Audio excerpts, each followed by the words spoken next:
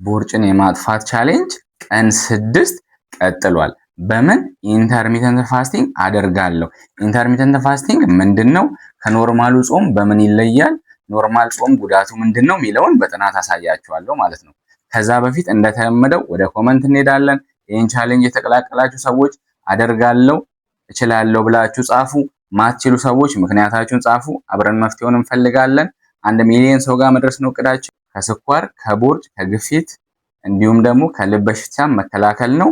ወደ መልሱ ስንመጣ ኢንተርሚተንት ፋስቲንግ ከዛኛው ከኖርማሉ የሚሻልበት ምክንያት ኖርማሉን ጾም ስንጾም አንደኛ ሰውነታችን ይጨነቃል። ሰውነታችን እንደተጨነቀ ይሰማዋል። ያ ማለት ኮርቲሶል ሆርሞን ይጨምራል፣ ቦርጭን ይጨምራል ማለት ነው።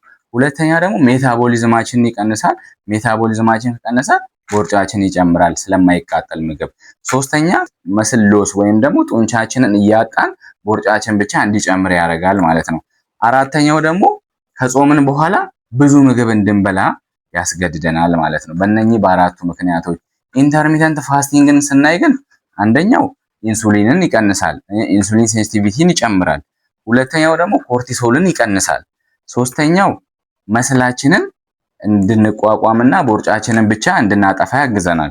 አራተኛውና የመጨረሻው ደግሞ ለረጅም ጊዜ እየጾምን እንድንቆይ ያግዘናል ማለት ነው። እንዴት ነው የምናደርገው ኢንተርሚተንት ፋስቲንግ ካላችሁኝ 2 ሩሎች አሉ። የመጀመሪያውና ቤስት የሚባለው ብታረጉት የምመክረው 16 በ8 ነው። 16 ሰዓት እንጾማለን፣ 8 ሰዓት እንበላለን። ለምሳሌ ከማታ 1 ሰዓት በኋላ ምግብ አንበላም፣ ጠዋት ደግሞ ከ5 ሰዓት በፊት አንበላም ማለት ነው።